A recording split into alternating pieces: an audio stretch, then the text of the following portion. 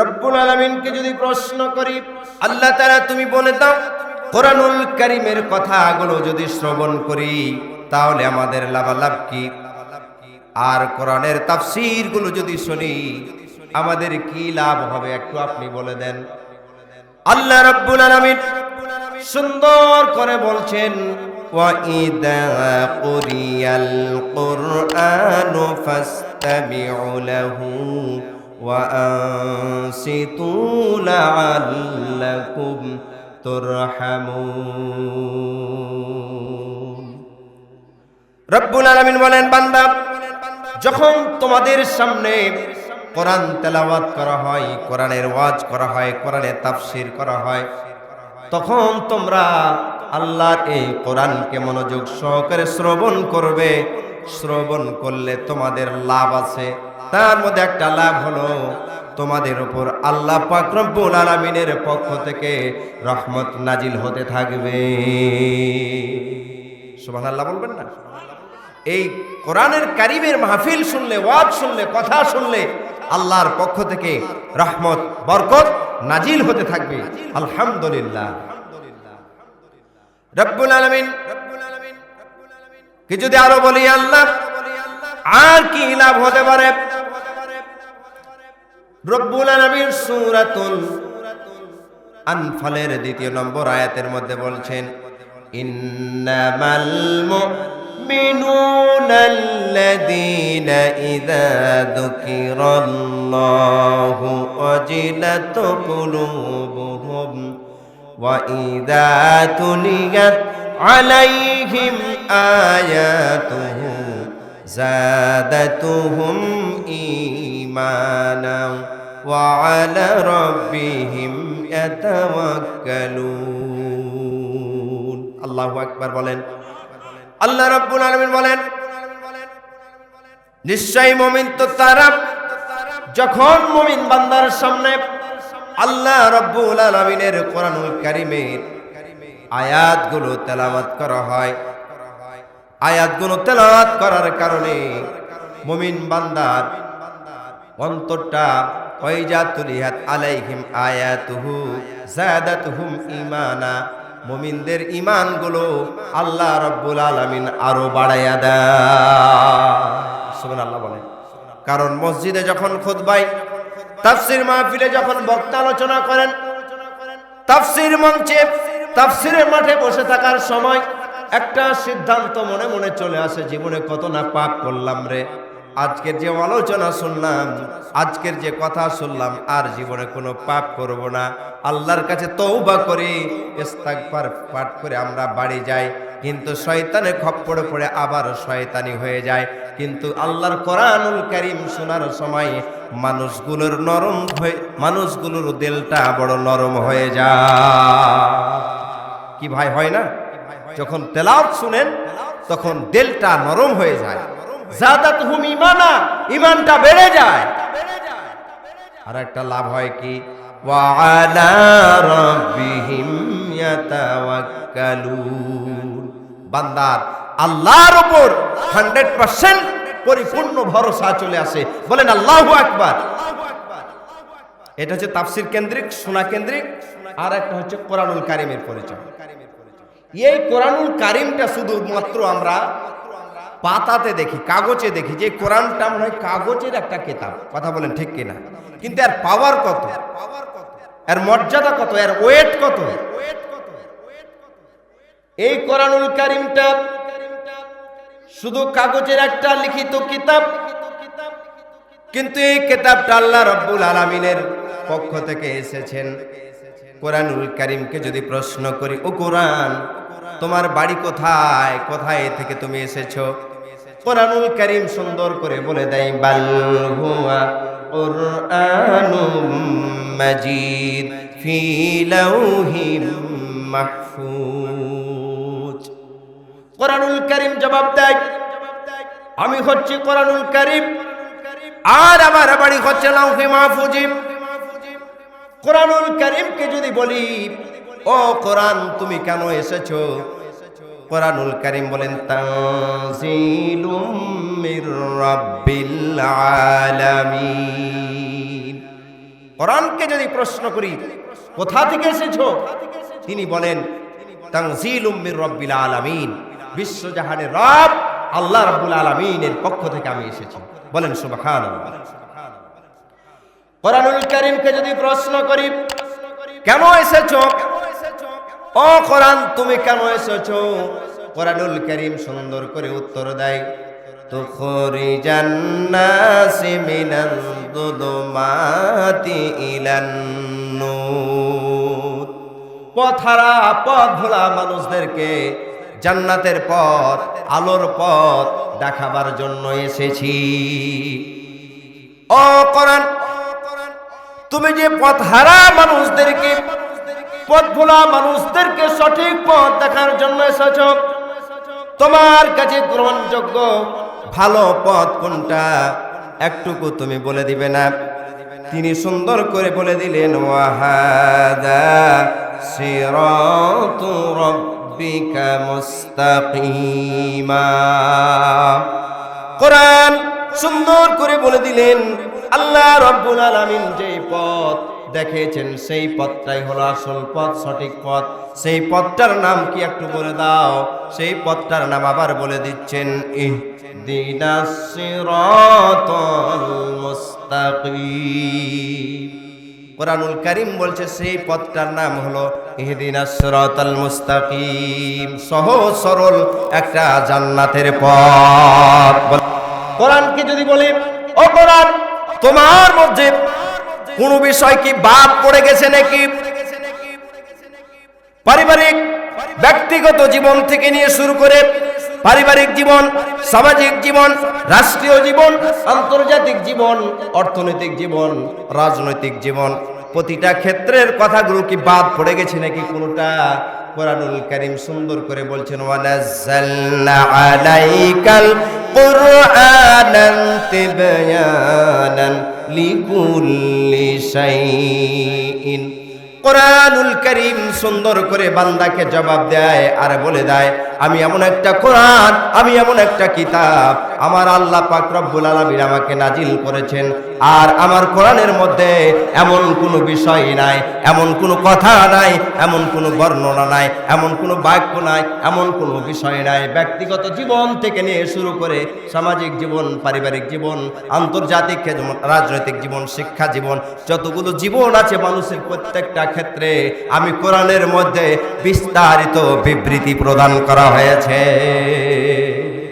সুবহানাল্লাহ বলবেন না? সব আছে, একটা জিনিস নাই। কি নাই বলতে পারবেন কেউ? কোরআনুল কারীমের মধ্যে সব আছে, একটা মাত্র জিনিস নাই। কোরআনকে যদি বলে কোরআন কি নাই একটু বলে দাও তো দেখি। কোরআনুল কারীম সুন্দর করে জবাব দিচ্ছেন, আমার সাথে পড়েন আলিফ লাম মিম যালিকাল কিতাবু লা রাইবা ফীহি। কোরআনে সব আছে, একটা মাত্র জিনিস নাই। কোরআন সেটা বলছে এই কিতাবের মধ্যে, এই কোরআনুল কারীমের মধ্যে কোনো প্রকারের সন্দেহ নাই। কি নাই ভাই বললাম? সন্দেহ নাই, ভুল নাই। কিন্তু আমাদের জীবনে, ব্যক্তিগত জীবনে আমরা স্বার্থ সিদ্ধি হাসিলের জন্য, আমাদের জীবনকে সুন্দরভাবে সাজানোর জন্য মনে করি সব আছে। আমাদের সুযোগ সুবিধাতে যেগুলো দরকার সেগুলো আছে, আর যেগুলো আমাদের সুযোগ সুবিধার বাইরে সেগুলো নাই। সবচেয়ে বড় জিনিস যেটা নাই সেটা হচ্ছে কোরআনুল কারীমের মধ্যে কোনো রাজনীতি নাই। এটা কি বিশ্বাস হয়? কোরআনুল কারীমের মধ্যে সব আছে কিন্তু রাজনীতি নেই। আজকে কোরআনের কথা বললেই রাজনীতি। রাজনীতি মানে কি জানবে এটাই বুঝি না। রাজনীতি কাকে বলে? রাজনীতি কি? এই কোরআনে রাজনীতি নাই, আর বক্তারা উঠলে কানে ফুসুর ফাসুর করে বলে রাজনীতির কথাটা একটু বলেন না, এড়িয়ে যায়। তো রাজনীতি মানে কি? আমি তো এটা চিন্তা করি। রাজনীতি পৃথিবীর মধ্যে, আমি ওপেন চ্যালেঞ্জ করে দিলাম, মিডিয়াতে কথা রেকর্ড হচ্ছে, আমি ওপেন চ্যালেঞ্জ করে দিলাম পৃথিবীর মধ্যে শ্রেষ্ঠ রাজনীতির কিতাব যদি হয়ে থাকে, পৃথিবীর মধ্যে লিখিত রাজনীতির কিতাব যদি থেকে থাকে, একটি সর্বশ্রেষ্ঠ রাজনীতির কিতাব হচ্ছে মহাগ্রন্থ আল কোরআন। ঠিক কিনা বলেন? এর চাইতে শ্রেষ্ঠ রাজনীতির কিতাব জগতে আর নাই। এই কোরআনের কথা শুনতে গিয়ে যদি আপনার গায়ে জ্বালা পোড়া লাগে, রাজনীতি মনে হয় আপনাকে তাফসীর করতে কে বলেছে? কেন আপনি তাফসীর করবেন? What is this? কি এটা? দরকার নাই এই কোরআনের কাছে আসা, তাফসীর করার প্রয়োজন নাই। এই কোরআনকে ময়দা তাফসীর, কোরআনুল কারীমের তাফসীর লিখছেন, আর বলবেন যে কোরআনুল কারীমের ভিতরে গুলো নাই, মানবেন না। কেউ বললে মনে করবেন এটাকে গায়ে পেতে নেবেন না। যতটুকুন পড়েছি আর দেখেছি আর বুঝেছি, রাজনীতি মানে হলো রাজার নীতি। রাজনীতির সেন্সে কোনো কথা নাই, বোঝার জন্য বলছি কোরআনুল কারীমটা। বাংলাদেশে বেশ কিছু রাজা আছে বিগত সময় যারা পার করেছেন।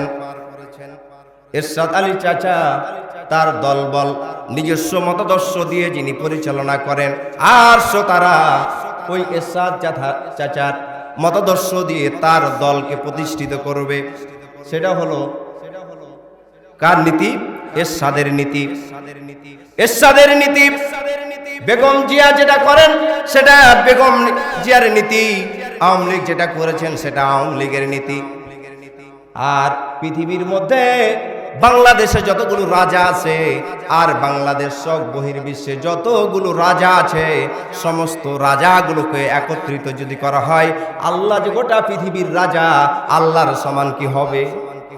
জোরে বলেন হবে? বাংলাদেশের সবটি রাজা একত্রিত হয়ে গেল যে আল্লাহ সমান হবে?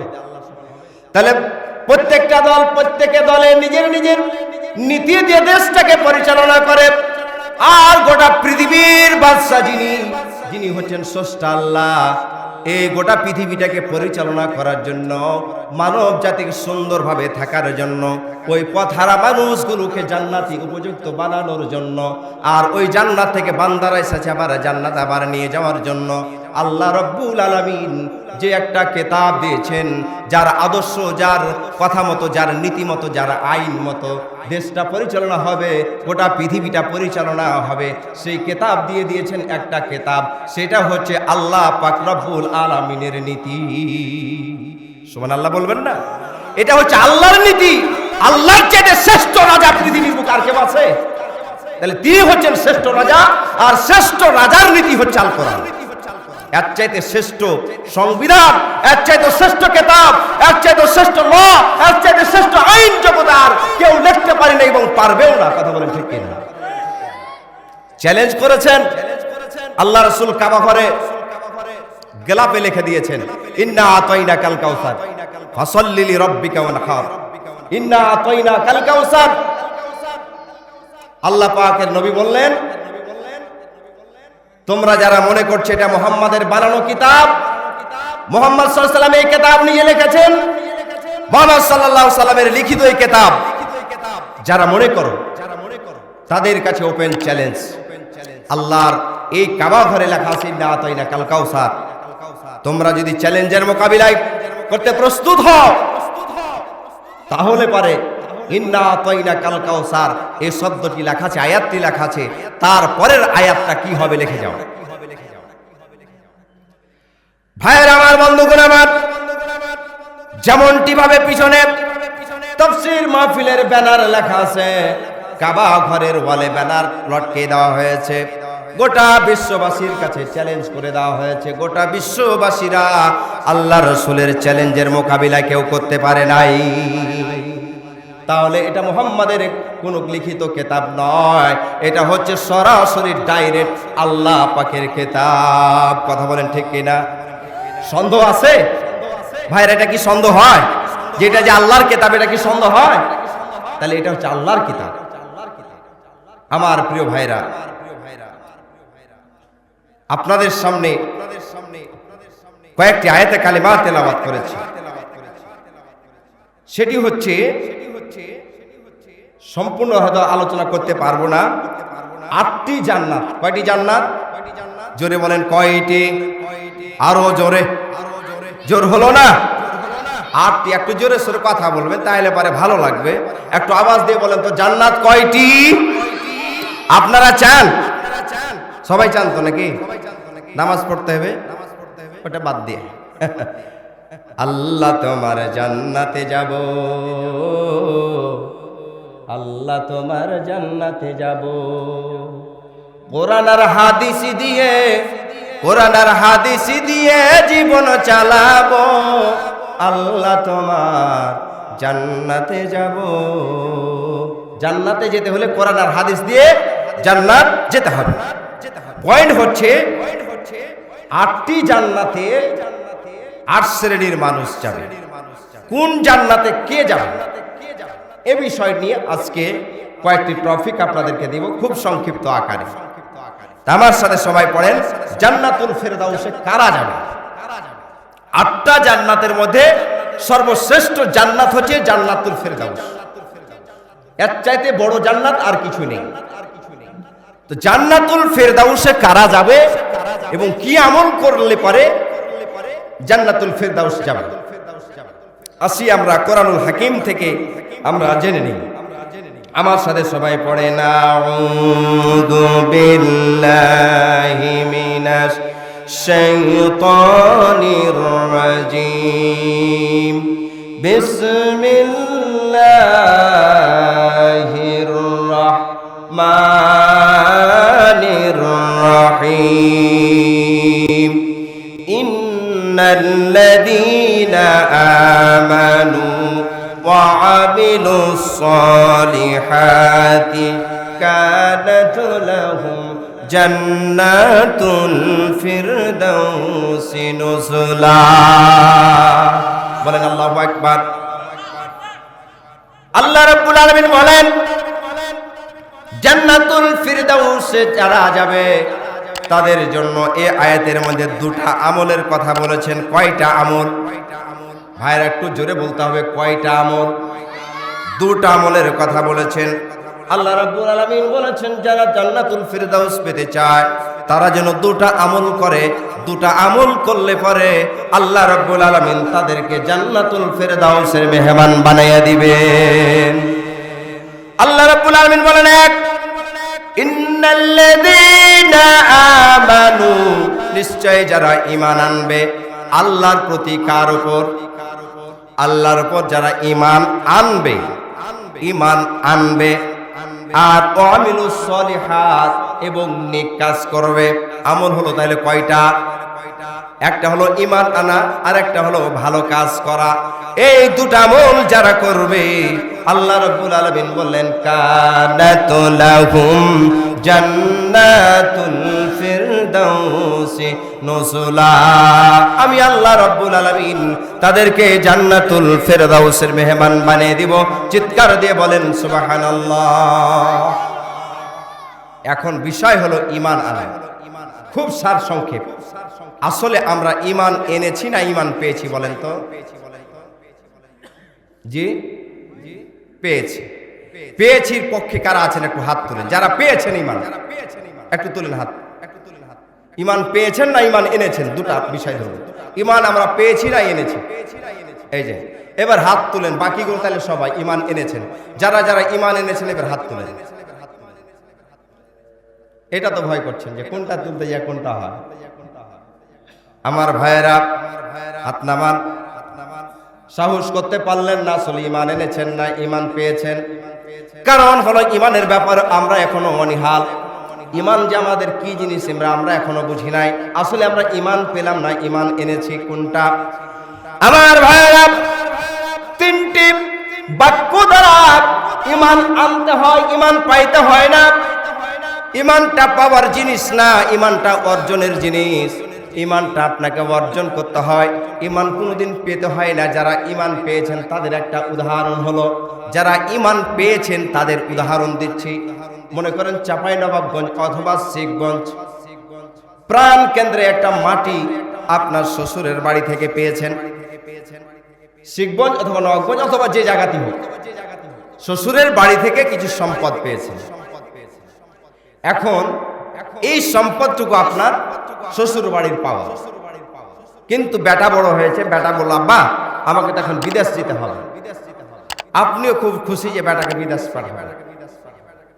এই শ্বশুরের বাড়ির থেকে পাওয়া 2-4 কাঠা জমি, আর আপনিও খুব পরিশ্রম করে খেটে খুঁটে আপনিও 2-4 কাঠা মাটি কিনেছেন, খুব কষ্ট করে 2-4-5 কাঠা মাটি কিনেছেন।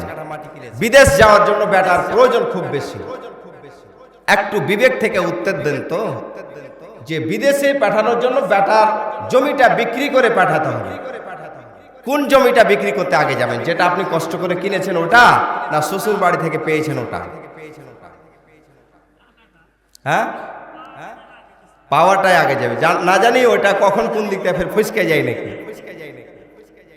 আমার ভাইরা, যারা ঈমান পেয়েছেন তাদের ঈমানটা ফসকে যাওয়ার মতো, তাদের ঈমানটা কখন আপনারা পেয়েছেন শ্বশুর বাড়ির সম্পদের মতো। প্রয়োজন হলো আপনি ঈমান হাতে নিলেন, প্রয়োজন হলো আপনি ঈমানকে বাদ দিয়ে দিলেন, প্রয়োজন হলো ঈমান গ্রহণ করলেন, প্রয়োজন হলো 2 মুঠা বিড়ির বিনিময়ে 1টা চায়ের বিনিময়ে আপনার ঈমানকে আবার বিক্রি করে দিলে। এটা হলো ঈমান পাওয়া। যারা ঈমান পেয়েছে তারা কিন্তু এইভাবে ঈমানকে নষ্ট করে দিতে পারে। 2 নম্বর হলো যারা ঈমান অর্জন করেছেন। ঈমান যারা অর্জন করেছে তাদের একটা উদাহরণ আপনাদের সামনে দিব। আল্লাহর নবীর প্রতি ঈমান এনেছিলেন একজন সাহাবী, তার নাম হলো দাইহাতুল কালবি। নাম কি? দাইহাতুল কালবি, কালো সাহাবী। ওনার একটা উদাহরণ আপনাদের সামনে দিব। আল্লাহর নবীর প্রতি ঈমান আনলেন, সর্বপ্রথমে পড়লেন লা ইলাহা ইল্লাল্লাহু মুহাম্মাদুর রাসূলুল্লাহ। এটা হচ্ছে তাকে মুখে স্বীকৃতি দিতে হবে। ঈমান আনতে হলে এটা আপনাকে পড়তে হবে। কি? এটার বাংলা হলো আল্লাহ ছাড়া অন্য ইলাহা নাই। ইলাহার বাংলা হচ্ছে আইনদাতা নাই, বিধানদাতা নাই, সৃষ্টিকর্তা নাই। তামাম বিশ্বের একমাত্র রব হচ্ছে স্রষ্টা। তিনি আমাদেরকে সৃষ্টি করেছেন এবং তার আইন মাফিক আমাদেরকে চলতে হবে। এটার ব্যাখ্যা হলো এগুলো। তাহলে এটা মুখে স্বীকৃতি দিলেন, অন্তরের সাথে আপনাকে বিশ্বাস করতে হবে। ঠিক, আমি যেটা অন্তরে বললাম, মুখে বললাম, এটা ঠিক কথা বলেছি, এটার উপরে আর কোনো কথা হতে পারে না। 3 নম্বর হলো আপনি যে মুখে কালেমা পড়লেন, আজীবন ধরে এ কালেমার উপর ইস্তেকামাত থাকতে হবে, এ কালেমার উপর অটল থাকতে হবে। এই কালেমা মুখে উচ্চারণ করেছেন লা ইলাহা ইল্লাল্লাহ। আর ফেরাউনের মতো লোক এসে বলল, এ বাটা, ইলাহা আল্লাহ ছাড়া ফের আর ইলাহা নাই, মানে আমি তো সবচেয়ে বড় প্রভু, আনা রব্বুকুমুল আলা, আমি সবচেয়ে বড় রব। তোর ইলাহাকে, আল্লাহকে বাদ দে, আমাকে রব বলে মান, আমাকে মালিক হিসেবে মেনে নে, আমাকে প্রভু বলে মেনে নে। যদি মেনে নিস তোর জন্য অনেক সুযোগ সুবিধা আছে, বাড়ি গাড়ি করে দিব, তুই বসে বসে খাবি, অনেক বড় চাকরি দিয়ে দিব। এইরকম সুযোগ সুবিধা যদি পাওয়া যায়, ওই কালেমাওয়ালা লোকটা এই সুযোগ সুবিধার দিকে পরোয়া করে না, ওই সুযোগ সুবিধার দিকে তাকায় না। একমাত্র কালেমা পড়েছে, ওই কালেমার জন্য যদি সুযোগ সুবিধা হারাতে হয় তারপরও সে রাজি হয়ে যায়। ওই কালেমা পড়া লোকটা যদি বুকের তাজা রক্ত যদি জমিনে ঢেলে দিতে হয় তারপরও কালেমা পড়া লোকটা রাজি হয়ে যায়। ওই কালেমা পড়া লোকটা যদি শেষ পর্যন্ত ফাঁসির মঞ্চে ঝুলে যেতে হয় তারপরও ঝুলে যায়, তারপরও কোনো সময় কোনো দিনের জন্য ওই বাতিলের কাছে মাথা নত করে দেয় না। বুঝতে পেরেছেন? দাইহাতুল কালবি এই ধরনের তিনি ইমানদার, এইভাবে তিনি ইমান এনেছে। হঠাৎ করে হযরত দাইহাতুল কালবি আল্লাহ রাসূল সাল্লাল্লাহু আলাইহি ওয়াসাল্লাম মেয়ের কাছে এসে প্রস্তাব করবেন যে ইয়া রাসূলুল্লাহ, আমি তো একজন কালো সাহাবী, আমার কি বিয়ে শাদী হবে কি হবে না? বিয়ে তো বড় প্রয়োজন। আল্লাহ রাসূলকে বলবো ভাব মনে করে আছে। এমন সময় আল্লাহর হাবিব বুঝতে পারুক আর নাই পারুক, আল্লাহ রাসূল তার আগে দাইহাতুল কালবিকে বললেন, দাইহাতুল কালবি রে, তোমার কি বিয়ের প্রয়োজন নাই? তুমি কি বিয়ে করবে না? আল্লাহর হাবিব ডাকতে আল্লাহর হাবিবকে বললেন, ইয়া রাসূলুল্লাহ, ইয়া হাবিবাল্লাহ, কে এমন আছে আমার সাথে বিবাহ দিবে? আমি চুকচুকে কালো, আমার চেহারাটা দেখতে এত সুন্দর না, আমার মতন কালো ছেলের সাথে কোনো মেয়ে বিবাহ পুষতে রাজি হবে না। ইয়া রাসূলুল্লাহ, আমার সাথে আর কার বিবাহ হবে? আল্লাহ রাসূল সাল্লাল্লাহু আলাইহি সাল্লাম বললেন, ও দাইহাতুল কালবি, তুমি যদি বিবাহ করতে রাজি হও, আমি তোমার বিয়ের আইবারি হয়ে যাব। সুবহানাল্লাহ বলেন, আরো জোরে বলেন সুবহানাল্লাহ। আমার ভাইরা, দাইহাতুল কালবি বললেন, ইয়া রাসূলুল্লাহ, ইয়া হাবিবাল্লাহ, আপনি যদি রাজি হন আমার কোনো আপত্তি নাই। আল্লাহর হাবিব সাল্লাল্লাহু আলাইহি ওয়াসাল্লাম সঙ্গে সঙ্গে একটা খাতা বের করে দিয়া, খাতাতে তিনি গস গস গস গস করে একটা চিঠি লিখলেন। চিঠি লিখে আল্লাহ রাসূলের নিজের সিগনেচার করে দিলেন। সিগনেচার করে দিয়া চিঠির মধ্যে কি লিখলেন দাইহাতুল কালবি জানে না, দুনিয়ার কেউ জানে না। আল্লাহ রাসূল দাইহাতুল কালবিকে বললেন, এ দাইহাতুল কালবি, এই চিঠিটা তুমি নিয়ে যাও মদিনাতে গিয়ে, মদিনার মধ্যে সবচাইতে যিনি প্রভাবশালী ব্যক্তি, সবচাইতে মদিনার মধ্যে যে ধনী ব্যক্তি, ওই ধনী ব্যক্তিকে তুমি এই চিঠিটা প্রদান করবে। চিৎকার দিয়ে বলেন সুবহানাল্লাহ। আমার প্রিয় ভাইরা, দাইহাতুল কালবি এই চিঠিখানা নিয়ে মদিনায় চলে গেলেন। বলেন সুবহানাল্লাহ। মদিনায় চলে গেলেন। দাইহাতুল কালবি এদিকে যেমন গরিব, অপরদিকে কালো চুকচুকে। দাইহাতুল কালবি চিঠিটা নিয়ে গিয়ে ওই প্রভাবশালী ব্যক্তির বাড়িতে গিয়ে প্রভাবশালী ব্যক্তিকে তিনি চিঠিটা প্রদান করলেন। চিঠি প্রভাবশালী ব্যক্তি চিঠিটা দিয়ে দিলেন, আর দাইহাতুল কালবি তিনি বাইরে দাঁড়িয়ে রইলেন। বলেন সুবহানাল্লাহ। বাইরে দাঁড়িয়ে রইলেন, তিনি চিঠিটা পড়লেন। চিঠিটা পড়ার পর চিঠিতে লেখা আছে, আসসালামু আলাইকুম ওয়া রাহমাতুল্লাহ, আপনার মেয়ে জামিলা অর্থাৎ হুরে মদিনা, জামিলার সাথে দাইহাতুল কালবির বিবাহ দেওয়ার জন্য আমি রাসূল প্রস্তাব করছি। আমি রাসূল প্রস্তাব করছি, প্রস্তাব গ্রহণ করবেন। সাল্লাল্লাহু আলাইহি ওয়াসাল্লাম আল্লাহ রাসূলের চিঠি পাওয়ার পর তিনি চিঠির দিকে একবার তাকায়, ছেলেটার দিকে একবার তাকায়। বলেন সুবহানাল্লাহ। চিঠি পড়ে একবার, ছেলেটার দিকে তাকায় আর একবার। কারণ হলো চিঠি যে দিয়েছেন, চিঠি দেওয়ার পর তিনি চিন্তা করলেন তিনি হলেন সবচাইতে ধনী মানুষ। ছেলেটাকে বললেন, বাবা তোমার কি কোনো সম্পদ আছে? বলে, আমার কোনো সম্পদ নাই। তোমার সব কিছুই নাই? বলেন, আছে দুটা সম্পদ। বললেন, কি আছে? আমার দুটা সম্পদ হলো আল্লাহ রাব্বুল আলামিনের কোরআন। সুবহানাল্লাহ বলেন। আল্লাহর কোরআন, এক আল্লাহর প্রতি আমি ঈমান এনেছি। দুই হলো আমার নেতা আমার রাসূল মুহাম্মদ সাল্লাল্লাহু আলাইহি ওয়াসাল্লামের প্রতি ঈমান এনেছি। আদর্শ লিডার তিনি হলেন আমার, তিনি যা বলেন আমি তাই শ্রবণ করি। এই দুটা ছাড়া আমার পৃথিবীতে আর কোনো সম্পদ নাই, সেটাই আমার সম্পদ, এই ছাড়া আর কোনো সম্পদ নাই। আল্লাহর হাবিবের চিঠি পাওয়ার পর সেই মেয়ের আব্বা কেমন জানেন? মেয়ের আব্বাটা হলো সবচেয়ে প্রভাবশালী, মদিনায় সবচেয়ে ধনী মানুষ। আর তার যে মহিলা, তার যে মেয়ে, এই মেয়েটা হচ্ছে মদিনার মধ্যে সবচেয়ে সুন্দরী, নাম হলো জামিলা।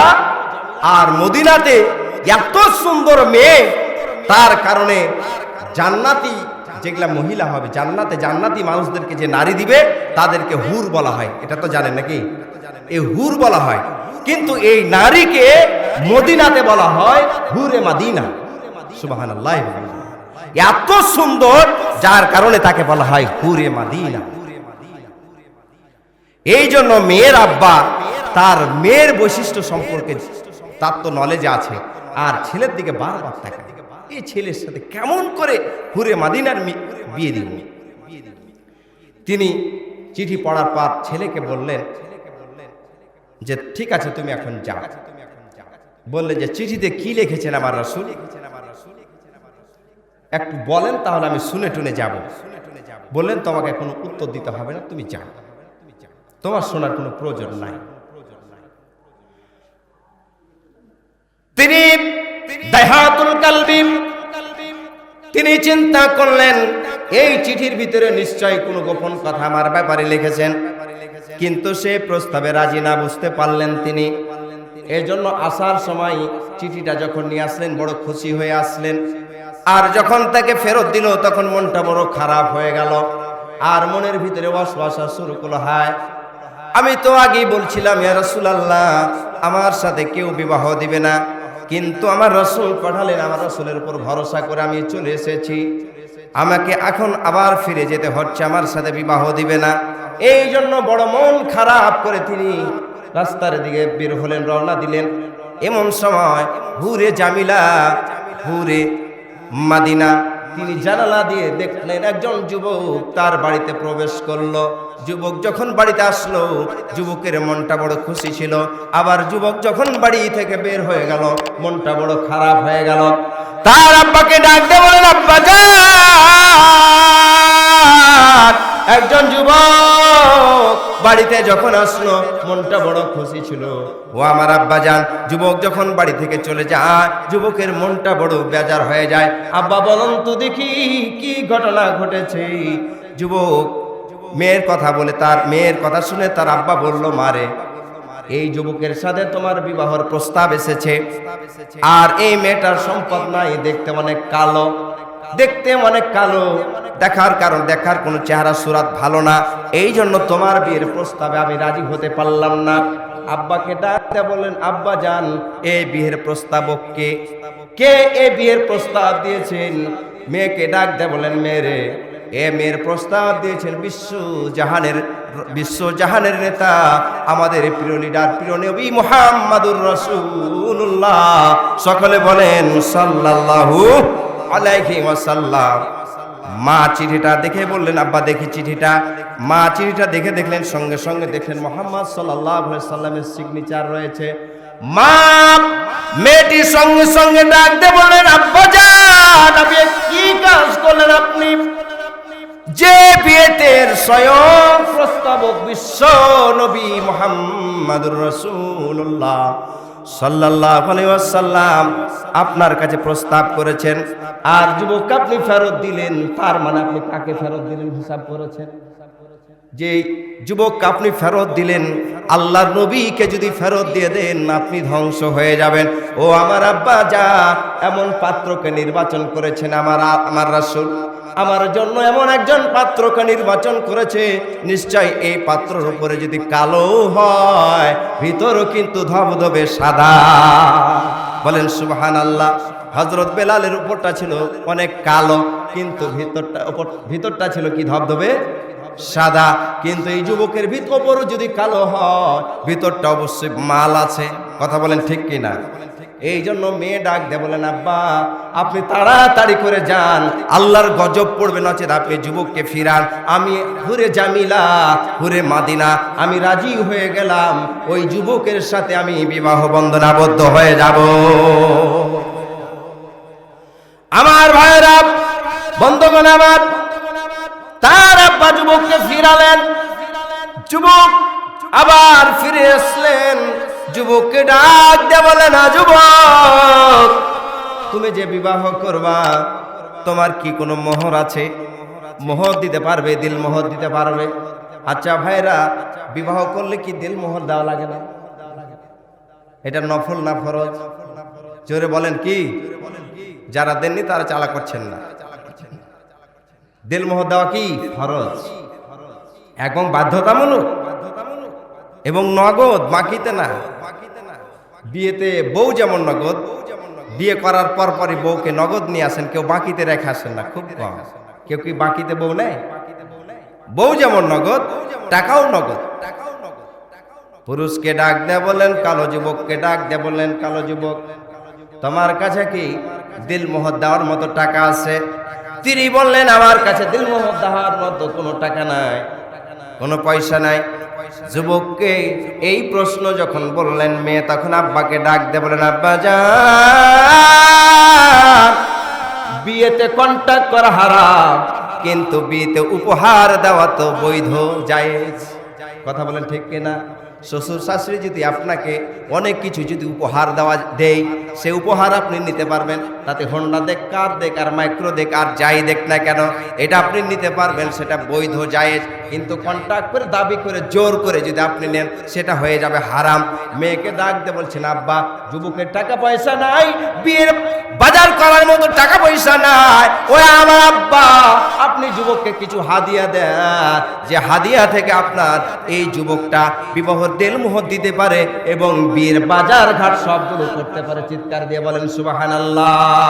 মেয়ের প্রস্তাবে আব্বাজান রাজি হয়ে গেল, কারণ ইনি হচ্ছে মদিনায় সবচেয়ে বড় ধনী প্রভাবশালী ব্যক্তি। কিছু টাকা দিয়ে দিলেন, বিবাহের দিনক্ষণ নির্ধারণ হয়ে গেল। বিবাহের দিনক্ষণ নির্ধারণ হয়ে গেল, যুবক মোহর নির্ধারণ হয়ে গেল। যুবক আল্লাহ রসুলের কাছে এবার ফিরে যাবেন, আল্লাহ রসুলের কাছে গিয়ে দাওয়াত দিবেন। বিবাহের দিনক্ষণ নির্ধারণ করে গিয়ে আল্লাহ রসুলকে নিয়ে বিবাহ বন্ধনে আবদ্ধ হয়ে যাবে। বিবাহের দিনটি ঠিক করে নিয়ে আল্লাহ রসুলের কাছে তিনি মক্কায় আবার ফিরে গেলেন। চিৎকার দিয়ে বলেন না সুবহানাল্লাহ। আপনারা কি বিবাহটা দেখবে? বিবাহ দেখবে? বরযাত্রী যাবেন তো?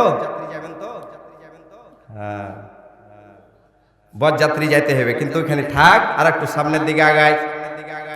আমার ভাইরা, দুটা আমলের কথা বলেছি, এটাও বলে যাব ইনশাআল্লাহ। বরযাত্রী আপনাদেরকে নিয়ে যাব, কিন্তু খাবার দিতে পারবো না, এটা আগে মাপ চাইলিছি। আমার ভাইরা, আল্লাহ রসুল বললেন দুটা আমল, তার মধ্যে একটা হলো ঈমান, আর দুটা হলো নেক আমল, সৎ আমল। সৎ আমলের যদি এক বাক্যে যদি আমি বলি, এক বাক্যে যদি বলি সৎ আমলগুলো কি? সৎ আমল হলো কোরআনে যা আছে ঠিক সেভাবে করা, যতগুলো কাজের কথা বলেছে ঠিক ঠিক সেভাবে করাই হলো সৎ আমল। আল্লাহর কোরআনে যা বলেছেন, রাসূল যা বলেছেন, যেটা অর্ডার করেছেন সেটা মান্য করবে, যেটা নিষেধ করেছে সেটা করবে না। যেমন ওয়ালা তাকরাবু জিনা, জেনার কাছে যাবে না, তাহলে এটা না যাওয়াটা ইবাদত। আল্লাহ বলেছে রোজার দিনে খাবা না, রোজার দিনে না খাওয়ার থাকাটা ইবাদত। আর জেলা বলেছে তোমরা নামাজ কায়েম করো, নামাজ কায়েম করাটা হচ্ছে ইবাদত। জেলা আদেশ করেছে মেনে নিতে হবে, যেটা নিষেধ করেছে সেটা নিষেধ শুনে নিতে হবে। আর যেটা শুধুমাত্র শুনতে বলেছে শিক্ষা অর্জনের জন্য, সেটা শিখতে হবে এবং জ্ঞান অর্জন করতে হবে। এগুলো হচ্ছে নেক আমল। আমার ভাইরা, কিন্তু নেক আমলের কিছু ব্যাখ্যা আল্লাহ রাব্বুল আলামিন সূরাতুল মুমিনুনের মধ্যে বলে দিয়েছেন, ক্বাদ আফলাহাল মুমিনুন আল্লাযীনা হুম ফি সালাতিহিম খাশিউন। নিশ্চয় মুমিনেরা সফল হবে, যারা মুমিন তারা সফল হয়ে যাবে। তাহলে সফল যদি হতে হয় মুমিনেরা কি করবে? আল্লাযীনা হুম ফি সালাতিহিম খাশিউন, তারা নিজেদের নামাজের ব্যাপারে হয়ে যাবে তারা বিনয় এবং নম্র এবং ভদ্র। যারা নামাজ পড়বে নামাজের মধ্যে তারা নম্র হবে এবং ভদ্র হবে। নামাজের মধ্যে আমরা মশা মাছি যদি একটু কামড় মারে ফট করে মেরে দিই নাকি? নামাজের সময় আমরা আবার হিসাব নিকাশ করি, নামাজের সময় মনে পড়ে যায় দুনিয়ার কথা, নামাজের মধ্যে মনে পড়ে যায় দুনিয়ার হিসাব নিকাশ। কথা বলেন ঠিক কিনা? নামাজের মধ্যে ইমাম সাহেব ভুল করে দিলে কেউ দাঁড়িয়ে যায়, কেউ লোকমা দেয়, কেউ বসে যায়, কোয়ালিটি হয়ে যায়, 3-4টা ভাগ হয়ে যায় মুসল্লিরা, কি হয় না? ইমাম সাহেব একদিন নামাজ পড়ালছে, আসরের নামাজ। তো আসরের নামাজ কয় রেকাত ভাই বলেন তো? জোরে বলেন, কয় রেকাত? 4 রেকাত নামাজে হুজুর 3 রেকাত নামাজ পড়ালছেন। তো মুসল্লিদের মধ্যে ভাগ হয়ে গেল, 3টা ভাগ হলো। কে বলছে যে 4 রেকাত হয়েছে, কে বলছে 3 রেকাত হয়েছে, আর কেউ বলছে যে আল্লাহ ভালো জানে কয় রেকাত যে হয়েছে। মন পর ফের আর একদিকে চলে গেছে। তো হিসাব নিকাশ করে একজন ব্যক্তি বলছে, আমি গ্যারান্টি দিয়া বলতে পারি নামাজ 3 রেকাতই হয়েছে। ওই যে তুমি কেমন করে গ্যারান্টি দিলে? বলছে আমার 4টা দোকান আছে। কয়টা দোকান? 4টা দোকান। আর 4টা দোকানের হিসাব নামাজে মিলায়। তো হিসাব মিলাতে যায় দেখছি যে 3টা দোকানের হিসাব মিলেছে, একটা দোকানের হিসাব মিলে নাই। তার মানে গ্যারান্টি দিয়া বলুন আমার 3 রেকাতই হয়েছে। আমার ভাইয়েরা, তাহলে যারা মুমিন হবে, সৎ বান্দা হবে, নেক আমল যারা করবে, তাদের নামাজটা হবে বিনয়ের, নামাজটা হবে ভদ্রতার সাথে। নামাজের ভিতরে কয়টা বাজছে, নামাজের ভিতরে ফ্যান কয়টা পাক ঘুরলো, নামাজের মধ্যে দুনিয়াবি চিন্তা ভাবনা, নামাজের ভিতরে সব কিছু নিয়ে হাজির হয়ে গেলেন। আল্লাহর হাবিবকে বললেন এক সাহাবী, ইয়া রাসূলুল্লাহ, ইয়া হাবিবাল্লাহ, নামাজের মধ্যে আমার বাজে চিন্তা চলে আসে, আমি কি করব? আল্লাহর হাবিব বললেন তুমি কি করো? যখন তোমার চিন্তা চলে আসে তখন তুমি কি করো? তখন বলেন ইয়া রাসূলুল্লাহ, যখন মনে পড়ে যায় তখন আবার নামাজে ফিরে নিয়ে আসি। আল্লাহর হাবিব বললেন, যখন তুমি নামাজ পড়বে তোমার নামাজের মধ্যে তোমার মন এদিক সেদিক যেতে পারে, কিন্তু যখন চলে আসবে তখন তোমার মনটাকে আবার নামাজের জায়গায় নিয়ে চলে আসবা। এটাই হচ্ছে নিয়ম। মন তো যাবেই নাকি? এই জন্য নামাজটা আমাদের পড়তে হবে খুব বিনয়ের সাথে, নম্র এবং ভদ্রভাবে। এটা হচ্ছে একটা নেক আমল। সময় যেহেতু পাবো না, এইগুলোর উপর কথা অনেক ছিল।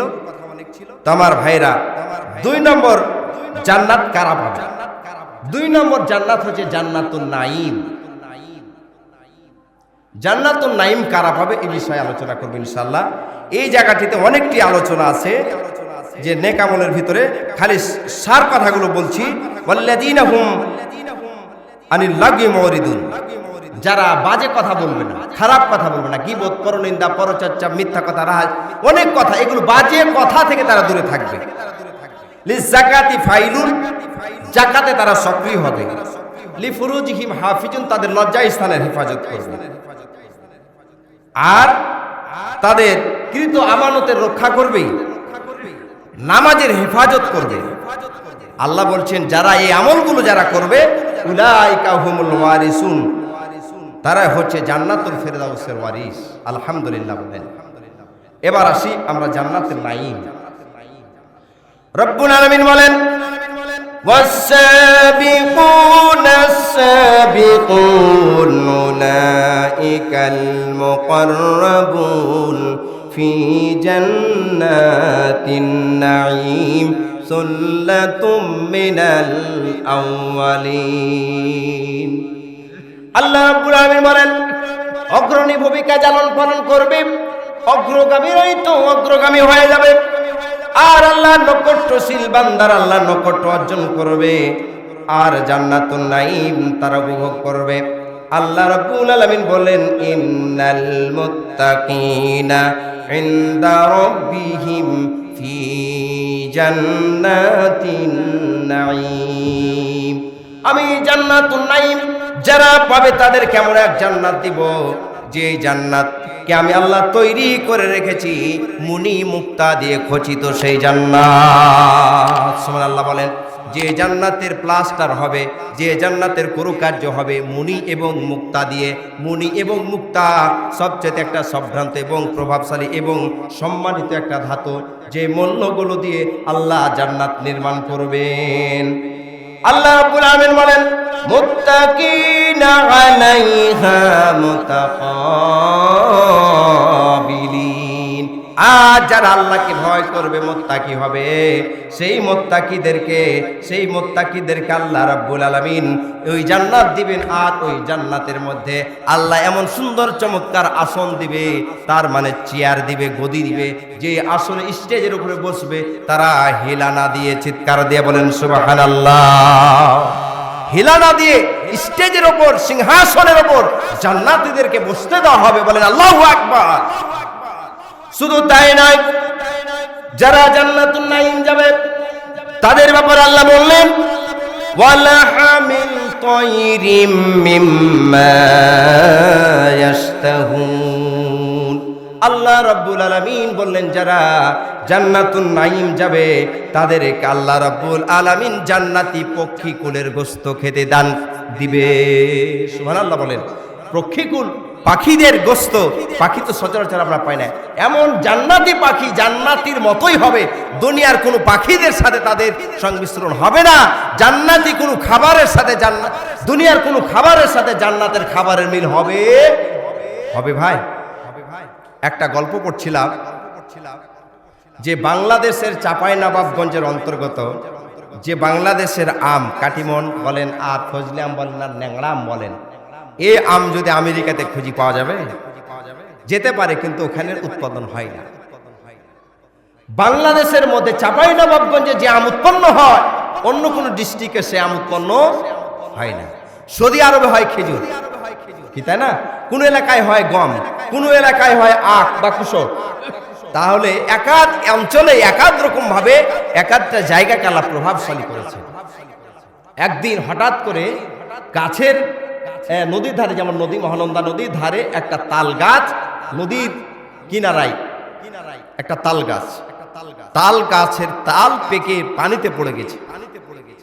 পানিতে পড়ে গিয়ে এই তালটা ভাসতে ভাসতে ভাসতে আপনার এই নদী দিয়ে যমুনা, তারপরে মেঘনা, এভাবে করতে করতে করতে মহাসমুদ্রে ভাসতে ভাসতে চলে গেছে। মনে করেন যে আমেরিকায় পর্যন্ত এই ভাসতে ভাসতে চলে গেছে অলরেডি। এখন ওনাদের এলাকায় তো আর তাল খুঁজে পাওয়া যায় না। তখন তারা সবাই মিলে আসলো যে এই জিনিসটা কি।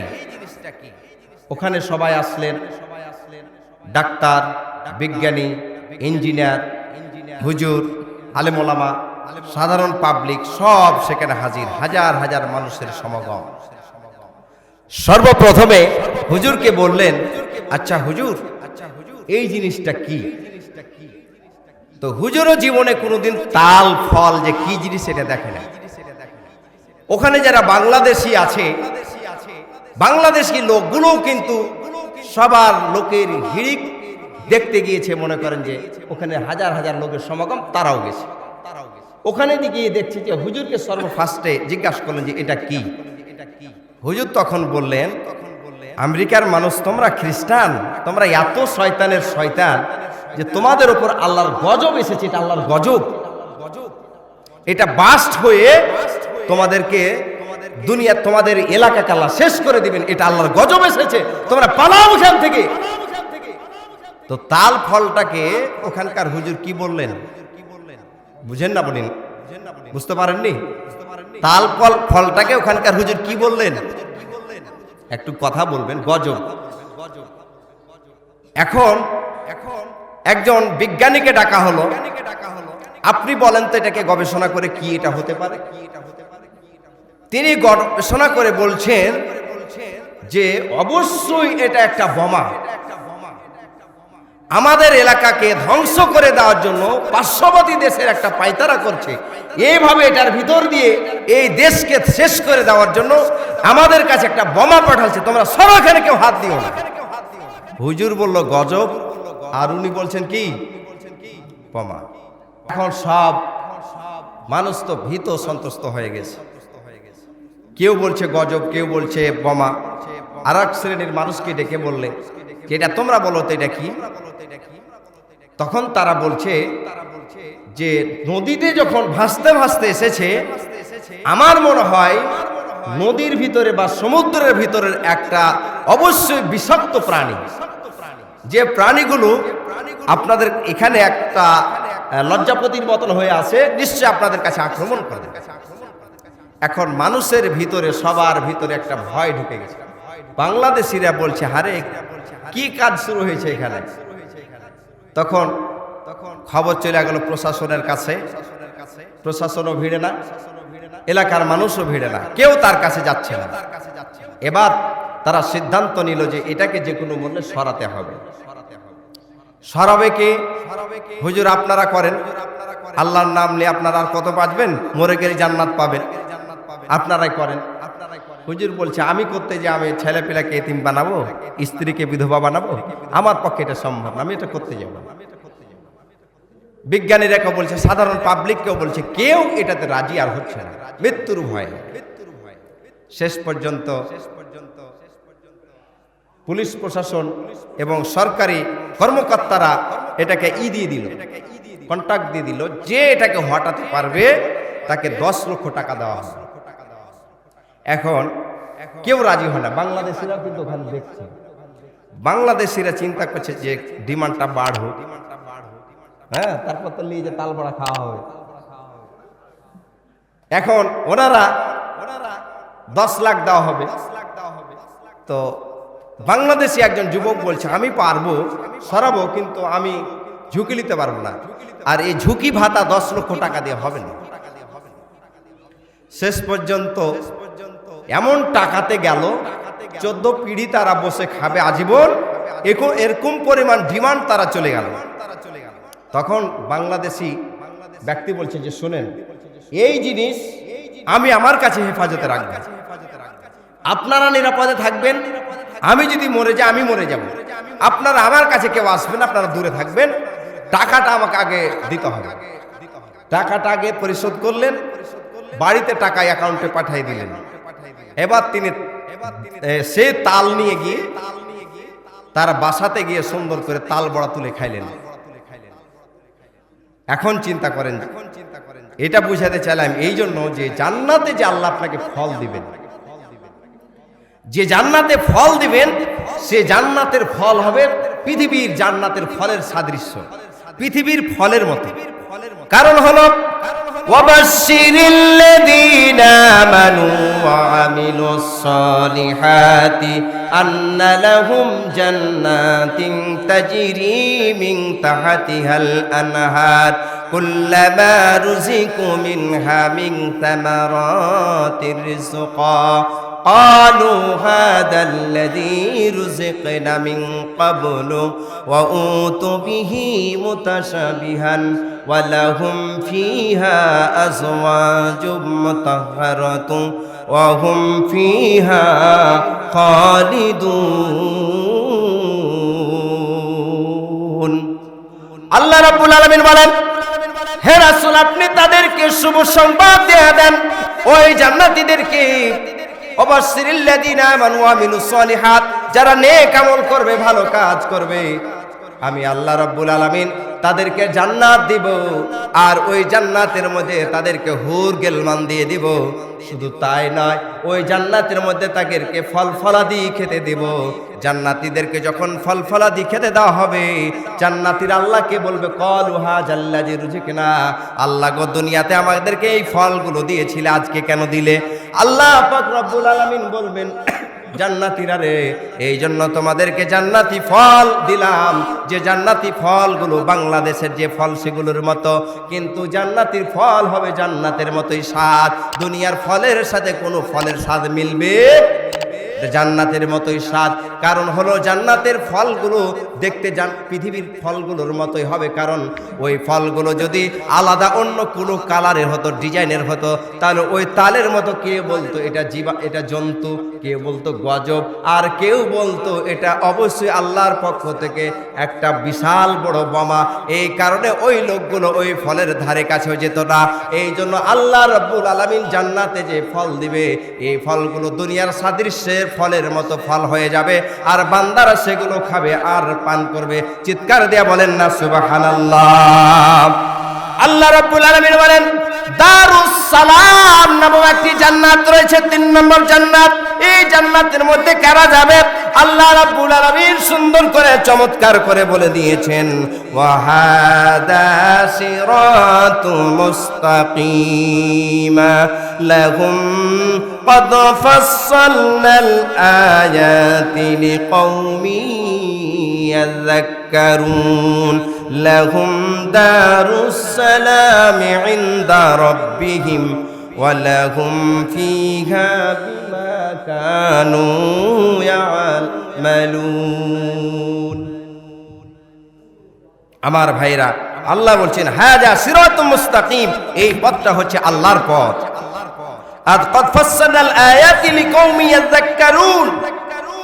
আর এই নির্দেশনাগুলো তাদের জন্যই যারা উপদেশ গ্রহণ করে, আর তাদের জন্য রয়েছে দারুস সালাম, শান্তির ঘর, নিরাপত্তার ঘর। আর সেখানে যারা প্রবেশ করবে তারা নিরাপত্তার চাদরে বেষ্টিত হয়ে যাবে। বলেন সুবহানাল্লাহ। শুধু তাই নয়, আল্লাহ রাব্বুল আলামিন বলেন, উদখুলুহা বিসালামিন আমিনিন। যে সমস্ত লোকেরা দারুস সালাম নামক জান্নাতের মধ্যে প্রবেশ করবে, ওই শান্তিময় পূর্ণ জায়গার মধ্যে প্রবেশ করবে এবং সেখানে নিরাপত্তার জায়গাতে তারা চলে যাবে। চিৎকার দিয়ে বলেন না সুবহানাল্লাহ। 4 নম্বর জান্নাত, 4 নম্বর জান্নাতের নাম হলো জান্নাতুল খুলুদ। জান্নাতুল খুলদের মধ্যে কারা যাবে? আল্লাহ রাব্বুল আলামিন বললেন, কুল আযালিকা খায়রুন আম জান্নাতুল খুলদিল্লাতী উইদাল মুত্তাকুন কানাত লাহুম জাযাআন ওয়া মাসীরা। রব্বুল বান্দাকে বলে দাও এই পরিমাণ ভালো অথবা চিরন্তন জান্নাত তাদেরকে প্রতিশ্রুতি আল্লাহ তাআলা দিয়েছেন।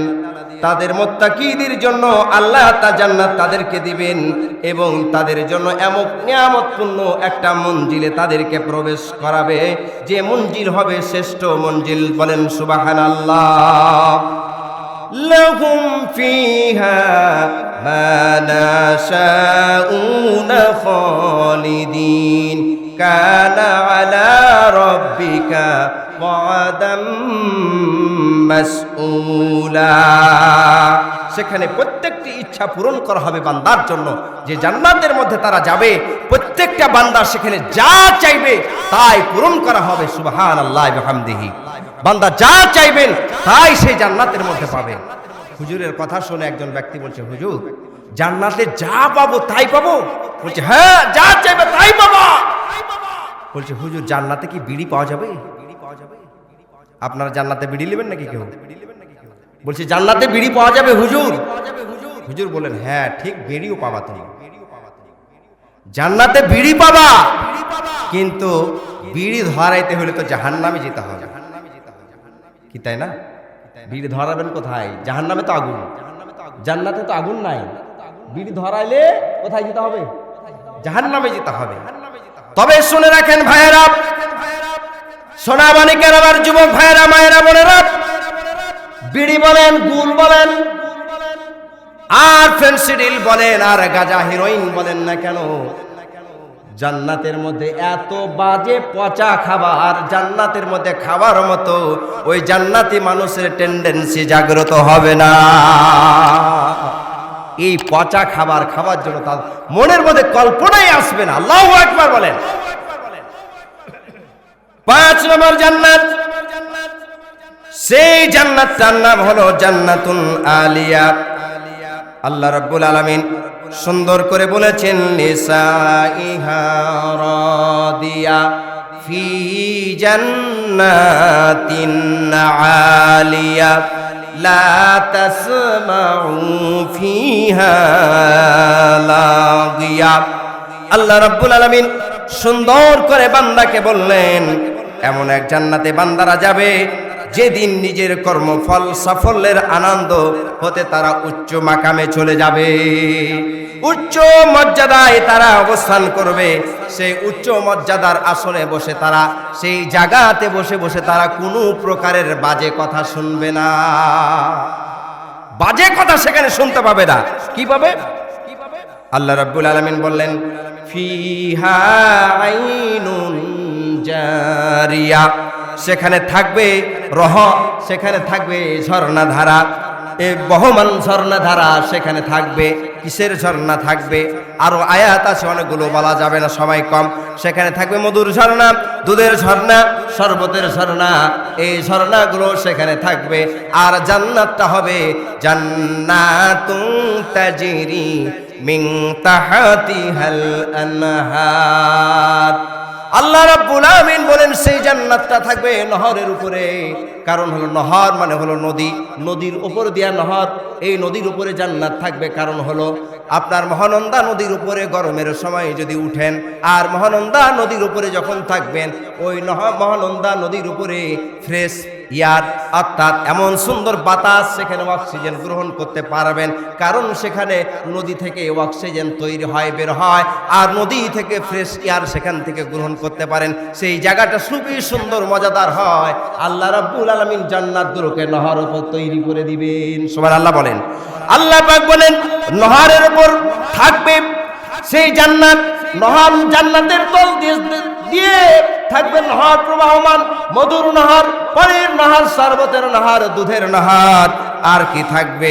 ফিহা সুরুরুম মারফুআতুন ওয়া নামারিকু মাসফুফা ওয়া যারাবিয়ু মাবসুসা। আল্লাহ রাব্বুল আলামিন বললেন সেখানে পান পাত্রদের জন্য সুন্দর পান পাত্র থাকবে, সেখানে যারা পান করবে সেখানে এমন সুন্দর পান পাত্র থাকবে, যেমন শরবত খাবে, যেমন এই যে পান পাত্র, এখানে পানি আছে, এটা হলো পান করার জিনিস, এটা পানি পান করতে হয়। সেখানে পান পাত্র থাকবে এমন মজাদার যে পানিগুলো পান করবে। আর এই পাত্রটা অর্থাৎ এই মগটা অথবা এই বোতলটা জান্নাতের মধ্যে এমন খাবার হবে, বোতলের পানি খাবেন, এটা পান করবেন, আর বোতলটা শুদ্ধা খাবেন। বোতলের পানির ভিতরে চাইতে বোতলটা খেতে আরো মজাদার হয়ে যাবে। কোন মালাই খান নাই? ভিতরের কোন যেমন মজা, কোন মালাইটাও তেমন মজা। আল্লাহ পাক বললেন বান্দারা সেই দিন পান করবে যে প্লেটে খাবে, প্লেটটা শুদ্ধা খেয়ে ফেলবে, প্লেটটার স্বাদ অত্যন্ত চমৎকার স্বাদ। যে পানপত্রে মগে পান করবে সে মগটাও আরো স্বাদ। সুবহানাল্লাহ বলেন। আল্লাহ পাক বললেন সেদিন পানপত্র সুন্দর করে তারা খাবে এবং পান করবে। আর থাকবে উৎকৃষ্ট মানের বিছানা, উৎকৃষ্ট মানের বিছানা। বিছানা যদি ভালো হয় ছাপের খাটের দরকার আছে না নাই? বলেন সুবহানাল্লাহ। আল্লাহ পাক রব্বুল আলামিন বললেন ওই ছাপের খাট থাকবে আর উৎকৃষ্ট মানের বিছানা থাকবে। যে বিছানায় বাংলাদেশের আপনাদের এলাকার মতন উড়স থাকবে না। থাকবে নাকি ভাই? উড়সের ডাহাতে নিন যায় না। উড়স মারবো না ঘুম পাড়বো? জান্নাতে কি উড়স থাকবে? থাকবে না, কামড় দিবে না, খুব মজা। শুধু তাই না, সূরা বাকারার আয়াতটি তাফসীর পড়ছিলাম, মুবাশশিরিল্লাযীনা আমানু ওয়া আমিলুস সালিহাতি আন্না লাহুম জান্নাতিন তাজরি, আয়াতটা তাফসীর পড়ছিলাম। আল্লাহ রাব্বুল আলামিন বললেন বান্দা যারা জান্নাতে যাবে ওই জান্নাতি মানুষগুলোর জন্য কমপক্ষে 80টা হুর থাকবে। কয়টা থাকবে? 80টা হুর থাকবে। আর কমপক্ষে 70 থেকে 80,000 তার খাদেম থাকবে, সেবা দিবে। এতগুলো বিবি থাকবে। আর এই বিবিদের মধ্যে আপনার বিবি যেটা বাংলাদেশের যেটা বিবি অর্থাৎ আপনার স্ত্রী যদি জান্নাতি হয়ে যায়, ওই স্ত্রীকে আল্লাহ রাব্বুল আলামিন জান্নাতে সমস্ত হুরদের হেড বানাইয়া দিবে। ওই স্ত্রীকে নিয়ে কি জান্নাতে যেতে চায়? কেউ কেউ পুরুষ বলবে যে यार मात्र बदमाश के আমি জান্নাতে নিয়ে যাব। সারাটা জীবন যতদিন থেকে সংসারে আইছে এই জ্বালা আর পুড়া সব শেষ করে দিলে সংসারটা একে নিয়ে জান্নাতে যাব। এক ব্যক্তি জান্নাতে যাওয়ার লাগে আল্লাহকে দোয়া করছে, প্রতিদিন নামাজ পড়ে আর বিছানাতে সুতার সময় আল্লাহকে দোয়া করে যে আল্লাহ তুমি আমাকে জান্নাতে হুর দিও, আল্লাহ 80টা হুর পাবো এখানে আছে, আল্লাহ তুমি আমাকে হুর দিও। তখন স্বামীকে বলছে যে হাজি তুমি প্রতিদিন আল্লাহর কাছে হুর চাও, তো হুরটা কি জিনিস? তো বলছে হুর কি জিনিস মানে তুই কি বুঝবি? বলছে না একটু বলো না, তুমি তো প্রতিদিন চাও, প্রয়োজন হলে আমিও চাহবো। তো বলছে যে শুন, হুর মানে হলো জান্নাতে আল্লাহ প্রত্যেকটা পুরুষকে নারী দিবে আর তাদের চেহারা হবে অত্যন্ত চমৎকার। এদেরকে কোরআনের হাদিসের ভাষায় হুর বলা হয়। আমি জান্নাতের ওই হুর চাচ্ছি, তোর মতন পেতনি পড়াকে চাচ্ছি। তুই তো পেতনি পড়া, তোর মতন পেতনি পড়াকে আমি চাচ্ছি না, ওই জান্নাতে আমি হুর চাচ্ছি। এই মহিলা তখন ইও নামাজ পড়ে জানামাজ পড়ে তখন আল্লাহকে বলছে আল্লাহ তুমি আমাকে জান্নাতে হুরা দিও, হুরা। ফের বলছে যে আল্লাহ জান্নাতে, ফের কাছে জান্নাতে শুনেছি হুর আছে, তো হুরা ফের কি রে? বলছে তোমার মতন পা ফাটা লোক লয় যে প্রতিদিন বিছানে সুতো আর ল্যাপকে ফাড় করে ফেড়ে ফেলে দাও, ফাট্টা পা লিয়া, এই ফাট্টা পালা লোক লয়, জান্নাতি হুর আমি চাই। এখন চিন্তা করেন যে এদিকে স্বামীও স্ত্রীকে চাই না, স্ত্রীও স্বামীকে চাই না। জান্নাতে কোনো যদি একটা পরিবার হয়, কোরআন আর হাদিস দিয়ে যদি একটা পরিবার গঠন করতে চান, এই পরিবারটা হবে জান্নাতি একটা পরিবার। কি কথা বলেন ঠিক কিনা? এটাকে বিশ্বাস হয়? কোরআন হাদিস দিয়ে চলবেন। আপনার স্ত্রী নামাজ পড়ে, আপনিও নামাজ পড়েন, আপনার স্বামীকে স্বামীর মর্যাদা দেয়, স্ত্রী স্ত্রীকে স্ত্রীর মর্যাদা দেয়, ছেলে তার বাপকে দেয়, বাপ তার সন্তানকে স্নেহ আদর করে। এই পরিবারটা জান্নাতি একটা পরিবার হয়ে যাবে। কিন্তু আজকে আমাদের পরিবারগুলো জাহান্নামী পরিবার হয়ে গেছে। আসুন আল্লাহ তাআলা যেন আমাদেরকে সেই জান্নাত উপভোগ করার তৌফিক দেন, বলেন আল্লাহুম্মা আমিন। রব্বুল আলামিন আবার বলেন বান্দা শুনো, ইতিপূর্বে 6টা জান্নাতের বর্ণনা দিলাম আপনাদের কাছে 7 নম্বর জান্নাত হলো জান্নাতুল আদন। জান্নাতুল আদনে কারা যাবে? আল্লাহ রাব্বুল আলামিন বলছেন, ইয়া আইয়ুহাল লাযীনা আমানু হাল আদুল্লুকুম আলা তিজারাতিন তুনজিকুম মিন আযাবিন আলীম। আল্লাহ রাব্বুল আলামিন বলেন, হে ঈমানদারেরা, তোমাদের কেমন একটা ব্যবসার কথা বলে দেব না, যে এই ব্যবসাটা যদি তোমরা করতে পারো, আমি আল্লাহ রাব্বুল আলামিন গ্যারান্টি দিয়ে দিলাম তোমাদেরকে জাহান্নামের ভয়াবহ আযাব থেকে বাঁচাইয়া দিব। আযাব থেকে বাঁচাবেন আর জান্নাতের গ্যারান্টি দিচ্ছেন। সেই জান্নাতের গ্যারান্টি দিচ্ছেন কি? একদফির জান্নাতের গ্যারান্টি দিচ্ছে কি? তুমিনুনা বিল্লাহি ওয়া রাসূলিহি ওয়া তুজাহিদুনা ফি সাবিলিল্লাহি বিআমওয়ালিকুম ওয়া আনফুসিকুম যালিকুম খায়রুল লাকুম ইন কুনতুম তা'লামুন। আল্লাহ রাব্বুল আলামিন বলেন, ব্যবসাটা হলো কি? 1 নাম্বার ব্যবসা হলো তুমিনুনা বিল্লাহ, আল্লাহর সাথে ব্যবসা করতে হবে, আল্লাহর উপর ঈমান আনতে হবে। ভাইরা, যদি দুটা পার্টনার একসাথে যদি বাগান কিনেন আর অন্য পার্টনারের উপর যদি আপনার ব্যবসায় যদি পার্টনারের উপর যদি বিশ্বাস না থাকে, আর ওই ব্যবসার পার্টনার যদি আপনার বাগানের আমজামকে মেরে খায়, এই সন্দেহ থাকে, এমন পার্টনারের সাথে কেউ কি ব্যবসা করবে? করবে না। আল্লাহ বলছেন, যারা আমার সাথে ব্যবসা করবে তাদের প্রথম শর্ত হলো তুমিনুনা বিল্লাহ, আমি আল্লাহর উপর সর্বপ্রথমে বিশ্বাস করবে, ফেথ অর্জন করবে। বিশ্বাস না থাকলে ব্যবসা জমজমাট হবে না, বিশ্বাস করতে হবে। 2 নম্বরে রাসূলের প্রতি বিশ্বাস স্থাপন করতে হবে। এবার পুঁজি খাটাতে হবে কি? তুমিনুনা বিল্লাহি ওয়া রাসূলিহি ওয়া তুজাহিদুনা ফি সাবিলিল্লাহ, আল্লাহর পথে জান মাল দিয়ে সংগ্রাম করতে হবে। আল্লাহর পথে জান এবং আল্লাহর পথে মাল। আল্লাহর জান্নাত যদি দেয়, সর্বপ্রথমে আপনাকে আগে পুঁজি খাটাতে হবে। পুঁজি মালগুলোকে আল্লাহর রাস্তায় ব্যয় করতে হবে। যে মালগুলো হলো আল্লাযীনা ইউমিনুনা বিল গায়ব, আল্লাযীনা ইয়াকিমুনাস সালাহ, এই আয়াতের মধ্যে বলা হয়েছে। সেই পুঁজি হলো কি? যারা আল্লাহর উপর বিশ্বাস করবে তাদেরকে যে রিজিক দিয়েছে, ওয়ামিম্মা রাযাকনাহুম ইনফিকুন, ওই রিজিকগুলোকে আল্লাহর পথে তারা খরচ করবে, আল্লাহর পথে তারা ব্যয় করবে। 2টা জিনিস দিয়ে আল্লাহর জান্নাত অর্জন করতে হয়, কিনে নিতে হয়। একটা হলো আল্লাহর রাস্তায় অর্থ সম্পদগুলোকে খরচ করা, টাকা পয়সাগুলোকে আল্লাহর রাহে খরচ করা।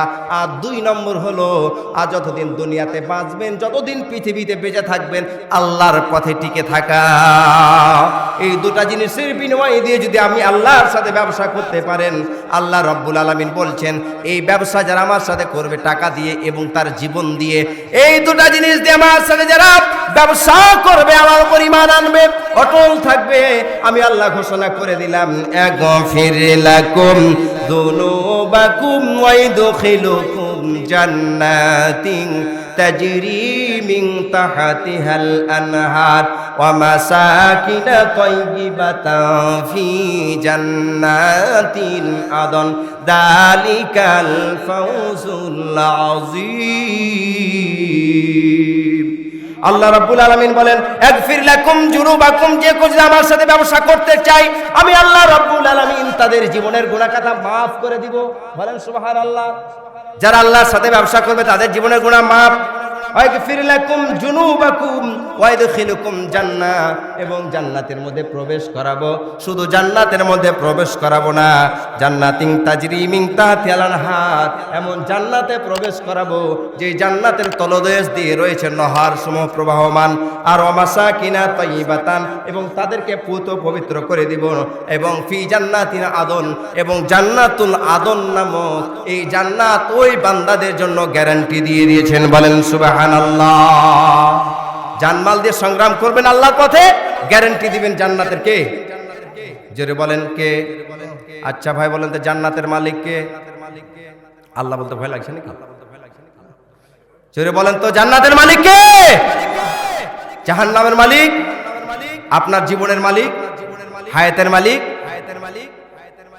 আমার প্রিয় ভাইয়েরা, জান্নাতের মালিক যদি আল্লাহ হয়, ওই জান্নাত আমাদেরকে অর্জন করাই লাগবে। কারণ হলো, যিনি জান্নাতের মালিক তিনি এই জমিনেরও মালিক, তিনি ওই আকাশের মালিক, আপনার জীবনের মালিক, আপনার মরণের মালিক। আর ওই মালিকের দাসত্ব এই জীবনে কায়েম করতে হবে। কারণ হলো কি জানেন, আপনার এই বডি 3.5 হাত বডি আপনার কথা শুনে না, শুনে নাকি? আমেরিকার একজন প্রভাবশালী ব্যক্তি, সবচাইতে ধনাঢ্য ব্যক্তি, যিনি সবচাইতে পৃথিবীতে সম্পদের মালিক, বড় মালিক, তার চাইতে বড় কেউ নাই। এমন একজন পার্সন নাপিতের কাছে গিয়েছে চুল কাটার জন্য। চুল কাটতে যখন নাপিতের কাছে যায়, নাপিতের কাছের যে চাদরটা আপনাকে গায়ে দেওয়ায়, পরহায়, সেই চাদরটা কি পরার মতো?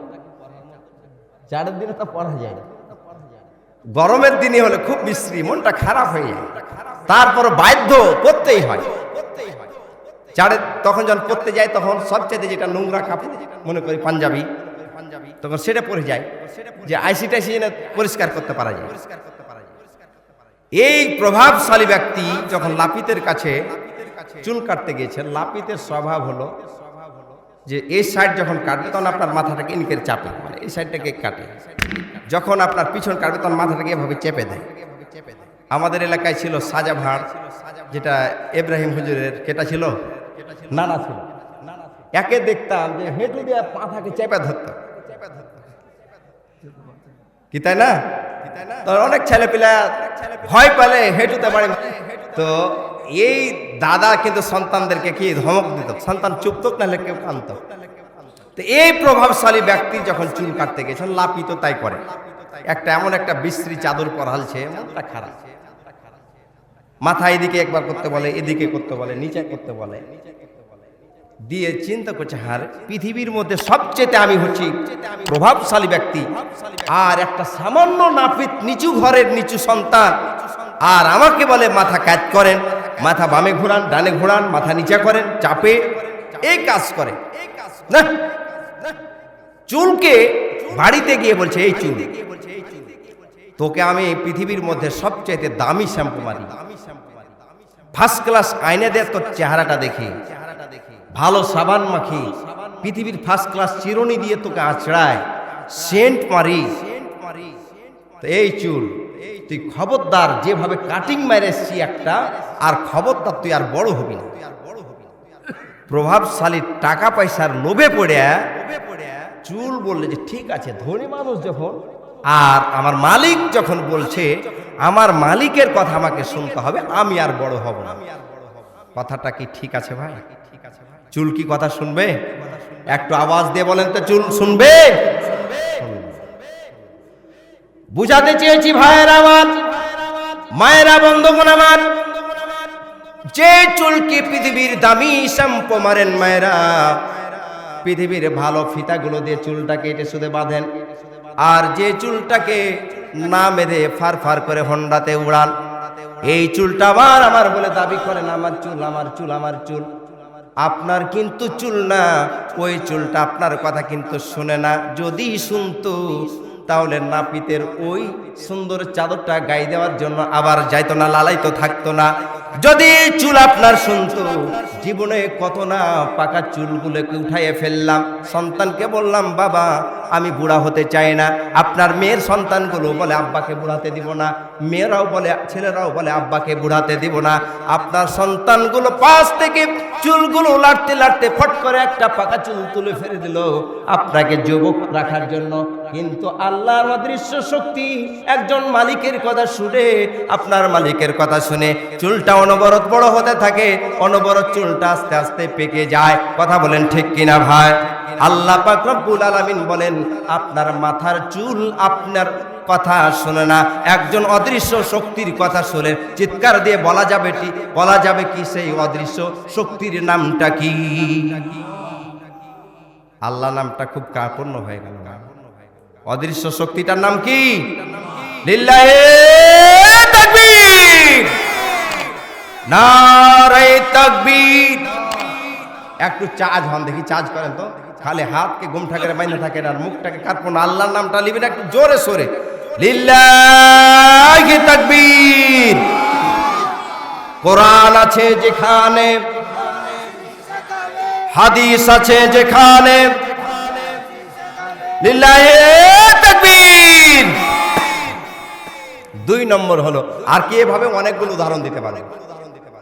একটা চোখের কাছে আসেন, চোখ আপনার কথা শুনে শোনে না।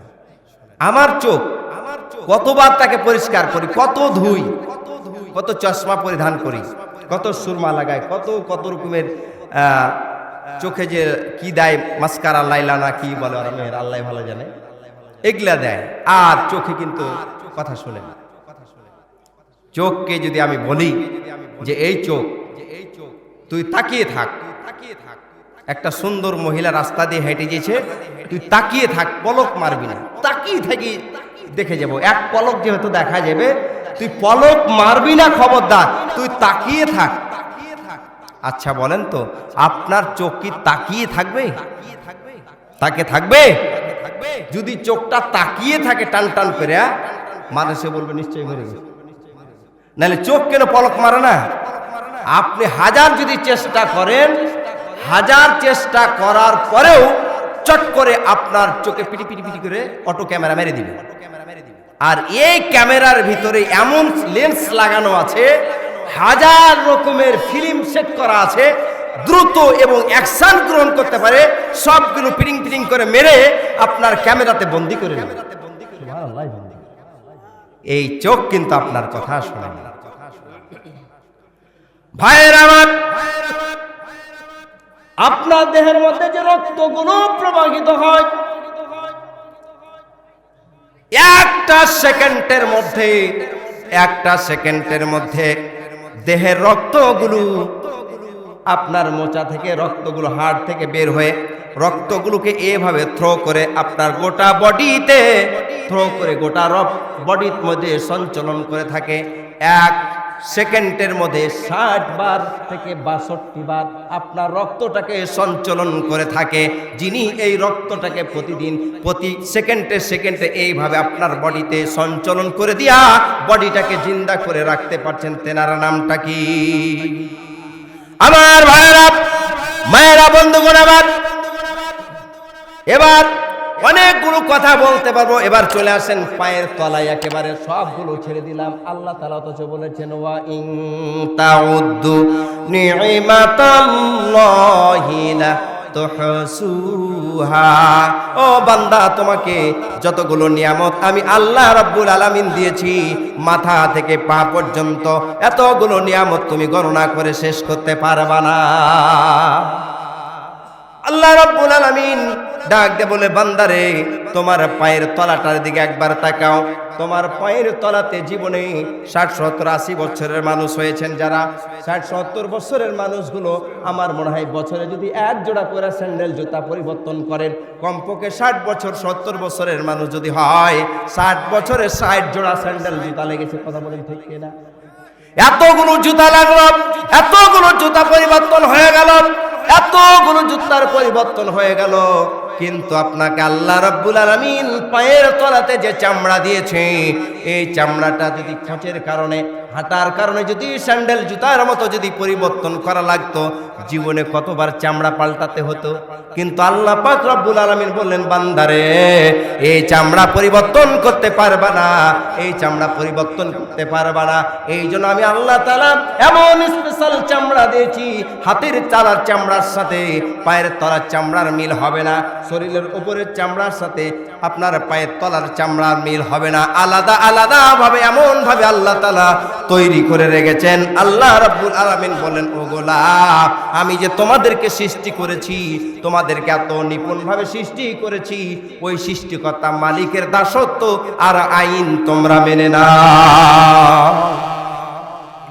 কাইফা তাকফুরুনা বিল্লাহি ওয়া কুনতুম আমওয়াতান ফাহইয়াকুম সুম্মা ইউমীতুকুম সুম্মা ইউহয়ীকুম সুম্মা ইলাইহি তুরজাউন। রব্বুল আলামিন বলেন, কেমন করে তোমরা ওই আল্লাহকে অস্বীকার করতে পারো? কেমন করে তোমার রবকে অস্বীকার করতে পারো? যেহেতু তোমার রব, কাইফা তাকফুরুনা বিল্লাহি ওয়া কুনতুম আমওয়াতান, যেহেতু তোমরা ছিলে নিষ্প্রাণ, তোমাদের কোনো প্রাণ ছিল না, তোমাদের কোনো প্রাণের অস্তিত্ব ছিল না, তোমাদের কোনো জীবন ছিল না। আল্লাহ রাব্বুল আলামিন তোমাদেরকে জীবন দান করেছেন, আমাদের জীবন দিয়েছেন। তার নামটা কি বলেন তো দেখি? জোরে বলেন আল্লাহ।